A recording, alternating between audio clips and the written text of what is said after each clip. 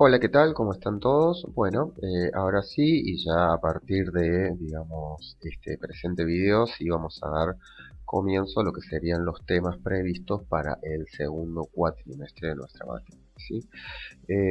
Como se vio por ahí en los mapas situacionales que se publicaron en Edmodo, nosotros, digamos, durante toda la primera etapa de la materia estuvimos trabajando sobre las distintas herramientas y el contexto donde nosotros vamos a desempeñarnos en materia de comunicación y recursos humanos. Y cuando digo herramientas me refiero particularmente a nuestra herramienta principal, que es el lenguaje, en donde nosotros pudimos ver, digamos, cómo opera este lenguaje, qué características tienen, cómo es su composición, cómo es su estructura y qué consecuencias trae para nosotros en la gestión profesional, ¿sí? También vimos la parte de cultura, vimos los procesos, digamos, de transformación, cómo creamos estas realidades, vimos discursos, ¿sí? Y todos estos son digamos, el medio ambiente en el cual nosotros nos vamos a desarrollar como profesionales, ¿sí? Bien, entonces ahora vamos en esta segunda etapa del cuatrimestre, del año, digamos, en este segundo cuatrimestre, vamos a empezar sí, a enfocarnos ya más específicamente en la gestión de la comunicación, ¿sí?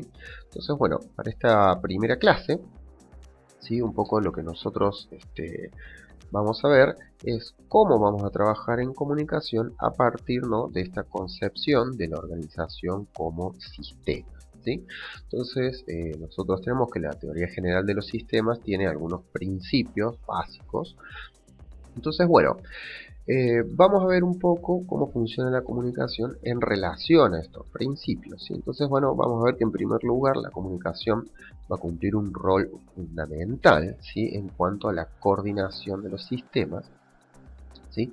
Y ello nos va a ayudar a disminuir todo lo que es el caos y la entropía que se genera dentro de esos sistemas, ayudándonos, ¿no?, a desarrollar una sinergia entre todas las áreas y a sostener el equilibrio, ¿no? Entonces la comunicación es fundamental al momento de casualmente esta coordinación y la convivencia, como un poco se ve acá en este pequeño gráfico, ¿no?, esta convivencia armónica de los distintos subsistemas y a su vez de este sistema organizacional con este suprasistema que tiene que ver con el medio ambiente en el cual se desarrolla esta organización, ¿sí? Esto también, ¿no?, como estos sistemas son abiertos, un poco nos obliga a pensar en cómo nosotros de la comunicación debemos atender tanto al endo como al exoentorno, ¿sí?, desarrollando distintos canales y distintas líneas de comunicación multidireccionales y atendiendo también a el feedback que nosotros necesitamos atender, ¿sí? Es muy frecuente ver que la organización, digamos que la comunicación la van a definir como ascendente, descendente, como transversal. Bueno, todas estas acepciones, digamos, de las formas de comunicar están presentes dentro de una organización. Nosotros vamos a hacer comunicación vertical, digamos, de arriba hacia abajo en ciertas ocasiones. Vamos a hacer comunicación transversal en ciertas ocasiones y vamos a realizar, digamos, comunicación ascendente en ciertas ocasiones, ¿sí? Y también comunicación diagonal, ¿sí? Lo importante para nosotros es tratar de gestionar y proponer, ¿sí?, eh, todos estos espacios de comunicación y todas estas direccionalidades de comunicación para generar, digamos, el intercambio de procesos, ¿sí?, y el feedback necesario para este intercambio de procesos que nos permita a nosotros trabajar con las contingencias que nos van a surgir y, digamos, asegurar la homeostasis del sistema, que vendría a ser cómo nuestra organización va a ir reaccionando ante los distintos desafíos y va a mantener y se va a adaptar para mantener ese equilibrio. Y luego, en relación a este tercer principio que nosotros tenemos, que son las funciones del sistema, ¿sí?, y que de ello va a depender la estructura, hay un principio que es bastante interesante en cuanto a comunicación, es que la comunicación y los canales van a depender de esta estructura y van a ayudar a sostenerla. Pero ¿qué pasa? A mayor complejidad de esta estructura, es menor la posibilidad de centralizar el dominio de esta comunicación y los flujos, y por tanto nuestra tarea tiene que atender a una mayor, ¿sí?, esfuerzo para la coordinación, la claridad y la autonomía de la comunicación, ¿sí? ¿Cómo se entiende esto?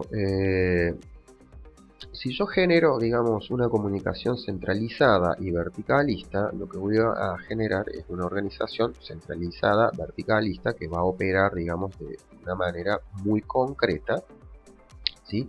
Y va a ser seguramente muy eficaz, ¿sí? Pero ese tipo de comunicación genera estructuras muy pesadas, poco flexibles y con pocas posibilidades de intercambio.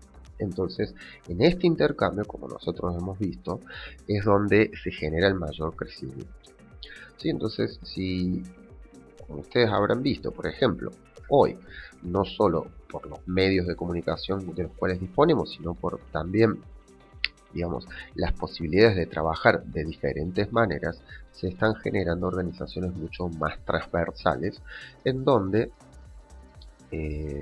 digamos, ya no es tan importante la estructura o la organización física de la organización, valga la redundancia, sino que gracias al teletrabajo y un montón de otras prácticas laborales, lo más importante pasa a ser la coordinación, y esta coordinación bajo objetivos, ¿sí? En estos casos, donde las organizaciones se empiezan a disgregar, digámoslo así, físicamente, nos va a ser mucho más complejo el manejo centralizado de ello. Por lo tanto, nosotros vamos a tener que desarrollar estrategias para que esos objetivos sean claros, para que los procesos sean claros, a través de esta organización que es mucho más dispersa. Entonces, hoy por hoy se tiende mucho más a trabajar a través de los sistemas de liderazgo, eh, ¿sí?, desarrollando a los líderes, a los representantes, digamos, de cada una de las áreas, o los influyentes dentro de una organización. ¿Sí? Se los trata de entrenar y desarrollar a estas personas también como canales de comunicación. Porque hay una cosa muy importante, y es que no debemos confundir comunicación con canal de comunicación, ¿sí? Muchas veces, digamos, los canales de comunicación se toman como, digamos, referencia de nuestra actividad en comunicación, pero por ejemplo en organizaciones que son más pequeñas, o bueno, en organizaciones que tienen una diversidad de estructuras, no necesariamente existen canales desarrollados específicos, pero esto no significa que no exista comunicación, ¿sí? La tecnología de comunicación o el canal de comunicación es una cosa, y las acciones y la comunicación que nosotros vamos a desarrollar por otro lado es otra cosa, ¿sí? Entonces, bien, como nosotros ya vimos dentro de la organización como sistema, en la primera parte de esta unidad, vimos que había tres funciones que son muy importantes para el administrador, ¿no es cierto?, de una organización. Y estas funciones tienen que ver con la coordinación, la operación y la estrategia, ¿sí? Para la comunicación, sobre todo la que se entiende como una comunicación interna, es fundamental, digamos, poder organizar, ¿sí?, nuestra actividad en materia de comunicación bajo estos tres parámetros. Hay muchas formas de organizar, hay muchos autores, mucho material que habla de distintas formas de organizar la comunicación en 2, 3, 5, 6 puntos. Digamos, en este sentido no hay una sola manera de hacer comunicación. Sí existen cosas fundamentales, pero así como no hay una sola organización y un solo tipo de grupo de interés, tampoco hay una metodología concreta, ¿sí?, que se pueda aplicar, ¿sí? Como nosotros hemos visto, las organizaciones y sus resultados son emergentes. Entonces, esto significa que, digamos, las metodologías, si bien es cierto, pueden utilizarse como referencias, en realidad lo que nosotros tenemos que adaptar son dichas metodologías, dichas referencias y dichos principios al manejo particular de un entorno, ¿sí?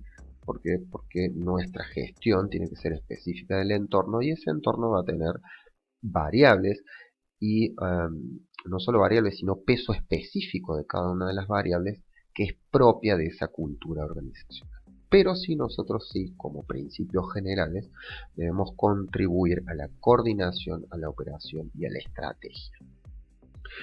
Por coordinación vamos a tener todas aquellas acciones destinadas, ¿sí?, al funcionamiento entre los del sistema en general y entre los subsistemas, ¿sí? Entonces ahí va toda la información que nos permite trabajar, ¿sí?, coordinadamente con los otros subsistemas, y ahí van todo lo que son reuniones, eventos, convocatorias, las novedades de tipo transversal, ¿sí? Funciones, algunas actividades que nosotros podemos hacer en comunicación, que casualmente no tienen que ver, digamos, con el medio y nosotros como emisores, sino como promotores de espacios de comunicación, como vemos en la unidad número 2, es, por ejemplo, realizar estas reuniones de coordinación que se hacen entre las áreas, ¿sí?, o intra-áreas, porque es bien sabido que la mejor comunicación, digamos, la más efectiva es la comunicación personal, porque es la que nos permite, entre otras cosas, poder dar cuenta y coordinar estos emergentes, ¿sí?, diversos que se generan. Entonces, cuando nosotros hacemos una reunión de coordinación con otras áreas para hablar cómo vamos a manejar estos procesos, cómo me voy a vincular yo con las otras áreas o en el interior de mi área, que son reuniones que sería bueno que se realicen de manera mensual, estoy trabajando en esto de coordinación, ¿sí? Luego voy a tener lo que es la operación, es decir, la comunicación tiene que garantizar a todas las personas que trabajan en la organización, ¿sí?, la información necesaria y suficiente para que la organización, valga la redundancia, y todos sus colaboradores puedan realizar las tareas que necesitan. Es decir, es una función de la comunicación sostener la operación. Entonces ahí vamos a tener todo lo que es relacionado, digamos, a los procedimientos, los procesos, los modelos de gestión, cómo voy a medir, cómo se va a trabajar. Bueno, hay algunas herramientas, como por ejemplo el manual del colaborador, sí, pero en definitiva lo que yo tengo que estar es codo a codo con cada una de las áreas, ¿sí?, tratando de informar de la mejor manera posible, ¿sí?, a partir de nuestro criterio profesional, que es el que va a adaptar el lenguaje, que es el que va a conocer a nuestros interlocutores, que es el que va a saber, digamos, la mejor manera, y va a seleccionar el lenguaje apropiado para ese interpretante, ese intérprete, mejor dicho, que nosotros tenemos, y el mix de canales que nosotros vamos a considerar. Pero todo esto tiene que estar en función de sostener la operación dentro de un marco de certidumbre, ¿sí? Entonces ahí es donde nosotros vamos a difundir y vamos a generar los espacios necesarios y suficientes, no solo desde el punto de vista de la comunicación, sino también desde la capacitación, la formación, para poder garantizar la operación. Y luego tenemos la estrategia, que es fundamental también, en donde nosotros tenemos que dar a conocer y coparticipar a las personas de aquellas políticas, proyectos, los resultados, los objetivos, la misión, la visión y los valores que tiene nuestra organización. Esto es muy importante porque, por ejemplo, compartir información, ¿sí?, en cuanto a hacia dónde vamos, cuáles son nuestros objetivos, qué nivel de objetivo hemos nosotros alcanzado y cuál es la participación, digamos, de las personas dentro de ese logro, es fundamental para desarrollar no solo la motivación, sino también el sentido de pertenencia. Es decir, nosotros tenemos que liderar a las personas desde el punto de vista de la comunicación, en este sentido, llevando, como hemos visto también, certidumbre sobre hacia dónde va y cuál ha sido su rol en esto. Pero es muy importante compartir información estratégica. Digamos, hay algunas personas que son un poco reticentes a esto, ¿sí? Pero no se trata de dar información confidencial, sino de compartir la estrategia para que todos sepamos dónde estamos, cómo vamos y hacia dónde vamos, ¿sí?